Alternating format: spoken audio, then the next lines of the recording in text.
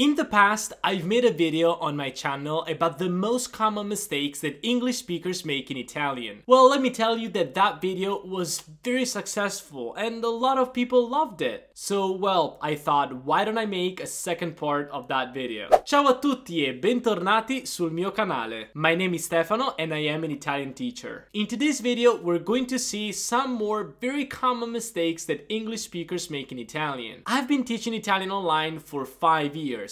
And most of my students come from English-speaking countries. So of course I'm very familiar with the mistakes that English speakers make in Italian. Maybe these mistakes also apply to your language, if your native language is not English. If that is the case, just let me know in the comments below. But before diving into today's topic, don't forget to subscribe to my channel if you don't want to miss any future lesson. So as I told you, in today's video we're going to look at some very common mistakes that English speakers make in Italian. Now, if you haven't watched the first video that I made on this topic, don't forget to go watch that one as well, and you'll find the link in the description box below. And now it's time to start talking about the most common mistakes English speakers make in Italian part 2. The first mistake is in using the verb guidare. Now, as you probably know, guidare means to drive. But in Italian, we use this verb in a different way compared to English. This is because in English, you can drive places. You can say that you're driving home or you're driving to school. Well, in Italian, we can't really do that. In Italian, we don't drive places, nor we drive people. That is very, very important. In Italian, we go places by car. Let's say, for example, you want to say something like, we drove to Rome, or I'm driving home. Well, in Italian, you can say abbiamo guidato a Roma, and you cannot say sto guidando a casa. So you could say siamo andati in macchina a Roma. Siamo andati in macchina a Roma. So in this case, I'm using the verb andare, to go, in the passato prossimo, siamo andati, and then I'm adding the information that we're doing this, so we're driving to Rome using a car. And to say that, I say in macchina, by car. Siamo andati in macchina a Roma. Or for example, I could say sto andando a casa in macchina. Sto andando a casa in macchina. I'm driving home. Or I'm going home by car. That's what we would say in Italian. Now, this is a very common mistake, but the reason why it is wrong to say this in Italian is because if you say something like sto guidando a casa, I'm driving home, you're actually saying that you are driving inside your home. So I'm basically picturing in my mind just a car, like you driving a car inside a house. And of course, that is not possible. So make sure you say sto andando a casa in macchina. And the same thing applies for abbiamo guidato a Roma. If you say abbiamo guidato a Roma, you're just saying that you were driving inside Rome. And of course, that makes sense. But maybe this is not what you wanted to say originally. So since we don't drive places, we do not drive people either. So if I want to say that I'm driving my sister to the station, for example, I'm going to say porto mia sorella in stazione in macchina. So basically I'm saying that I'm taking my sister to the station by car. And honestly, in this case, you can also just omit in macchina. And you can just say porto mia sorella in stazione. In that case, we'll know that you are taking your sister to the station by car. Another possible verb that you could use in this specific case is the verb accompagnare. For example, accompagno il mio ragazzo a casa in macchina. Accompagno il mio ragazzo a casa in macchina. So again, I'm taking my boyfriend home by car. So accompagnare or portare, they are both used to say that you're taking a person somewhere.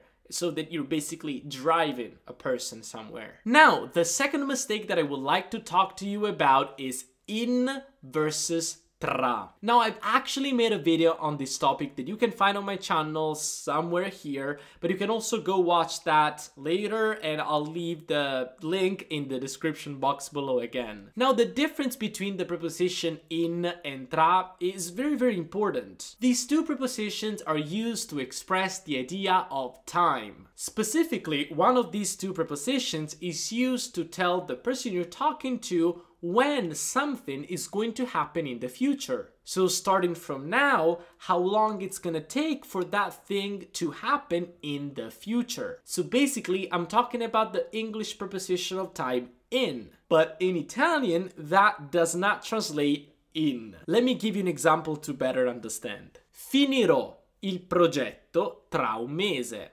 Finirò il progetto tra un mese.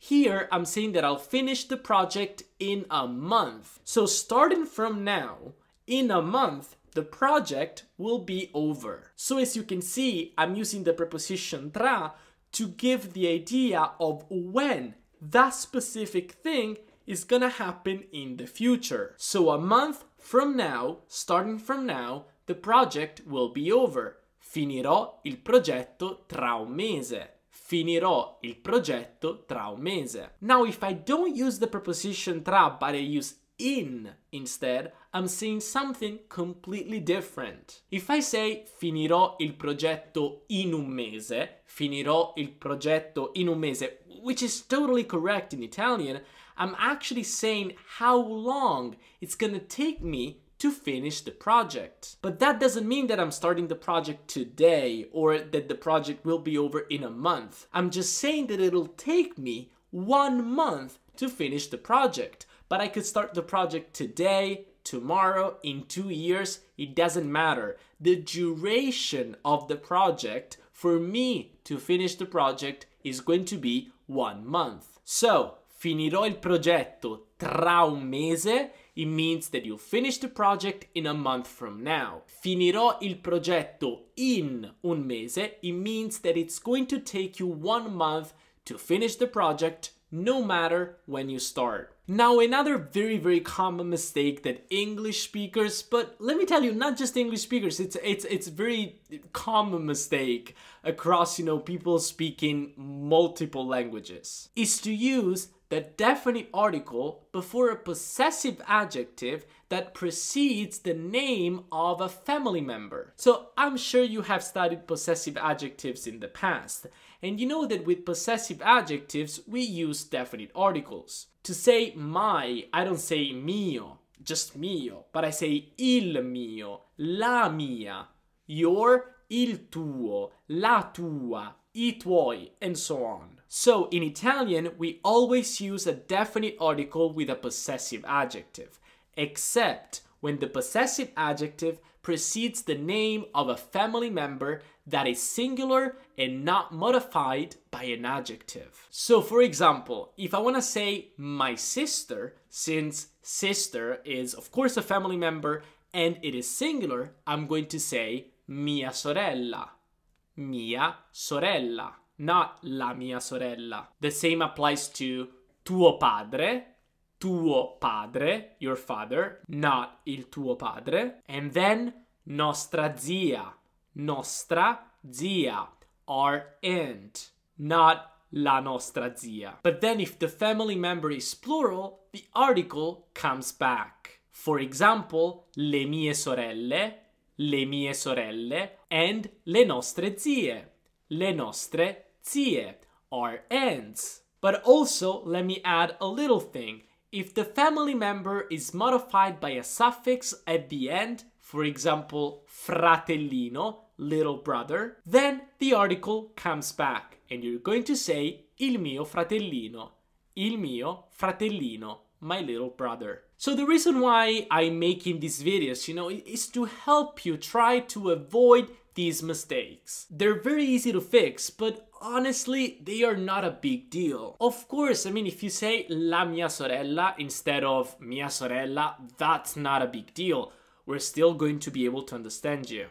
However, some mistakes might be a little bit embarrassing. let's say. So let's spice it up a bit, and let me tell you a mistake that is very, very common and that you don't want to make, because you might be embarrassed. So in English, you use the word excited or exciting all the time. I've been speaking English for, 13 years now, and I use the word excited pretty much every single day. Oh, I'm so excited to do this. I'm so excited to see you. Oh, that is so exciting. How would you translate that in Italian? Now, the translation of excited that most students use in Italian is eccitato. Eccitato. Now, the problem is that eccitato means something completely different. I mean, sure, it's a kind of excitement, let me tell you that, but it's more sexual, I would say. It means horny. So don't use the word eccitato if you want to say that you're just normally excited. So what would be an appropriate translation to the word excited? Well, of course we have many translations, but the ones that I usually use the most are contento and felice. So pretty much I'm saying that I'm happy. So for example, if you are very excited for your next trip to Italy, you could say sono molto contento or sono molto felice. There's also another translation that is maybe more accurate, but that I don't find myself using very often. That is emozionato. So I'm very excited. It could be sono molto emozionato. Sono molto emozionato. But let me tell you something. When you usually say that you are very excited about something, is because you are looking forward to it. You can't wait. So very often I find myself using the expression non vedo l'ora. Non vedo l'ora, to express the idea of me being very excited, the fact that I can't wait, that I'm looking forward to something, an event, something specific. So again, if you want to say that you're very excited, you could go for sono felice, sono contento, sono emozionato, or non vedo l'ora. Choose the one that you like the most, also depending on the context you have. And now we are finally at our last mistake of today. In Italian, we have 4 verbs that work in a completely different way compared to English. I call these verbs the big 4. So these verbs in English always take a preposition, but in Italian, they don't. These verbs are ascoltare, cercare, guardare, and aspettare. Ascoltare means to listen to. So in English, you say that you listen to music. Well, we just say ascoltare la musica. We listen music. Cercare means to look for. So in Italian, we don't look for something. We just look something. And that is a very common mistake because I hear people all the time saying cerco per qualcosa. I look for something. Well, that per, for, is not necessary at all. Just get rid of it. Guardare means to look at or watch. For example, guarda il cielo. Look at the sky. That at, not necessary. We don't have it. And then finally, aspettare. That means to wait for. So you're waiting for your friends? Well, in Italian, you will be waiting your friends, not for your friends. And then aspettare means to wait for. In Italian, we don't wait for someone. We just say aspettare qualcuno. Now, knowing that these verbs don't take a preposition is very important because of course that means that these verbs first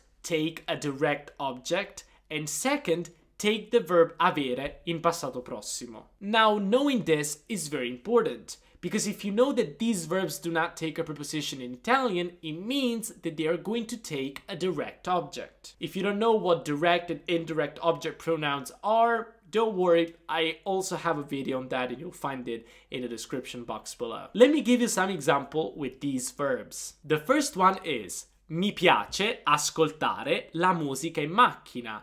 Mi piace ascoltare la musica in macchina. I like to listen to music in the car. Sto cercando un jeans chiaro. Mi può aiutare? Sto cercando un jeans chiaro. Mi può aiutare? I'm looking for a light colored jeans. Can you help me? Ho aspettato I miei amici per 2 ore. Ho aspettato i miei amici per 2 ore. I've been waiting for my friends for 2 hours. Alright, well, we are done for today's mistakes. I hope you liked them. Now, why don't you let me know if you've been making these mistakes as well, and also let me know if you understood how to fix them. Just let me know in the comments below. And if you liked this video and you found it helpful, please do me a little favor. Just leave a like. By pressing the like button, you will help me tremendously in growing my channel. YouTube will recommend my videos to even more people, and that's gonna help me a lot. So if you wanna help me and you wanna support me, well, it's very easy. Just press the like button. And also, if you don't wanna miss any future lessons, don't forget to subscribe to my channel and turn on the notification bell so you will be notified every single time I upload a new video. And if you haven't watched my first video on the most common mistakes English speakers make in Italian, part 1, you can go watch that by clicking on the link in the description box below. And if you want to see what I do in my daily life and also be exposed to more Italian every single day, don't forget to check my Instagram, Teacher Stefano. I'm sure you will love it. Alright, we are done for today's video. I hope you liked it and I'm going to see you in the next one. Ci vediamo nella prossima lezione. Ciao!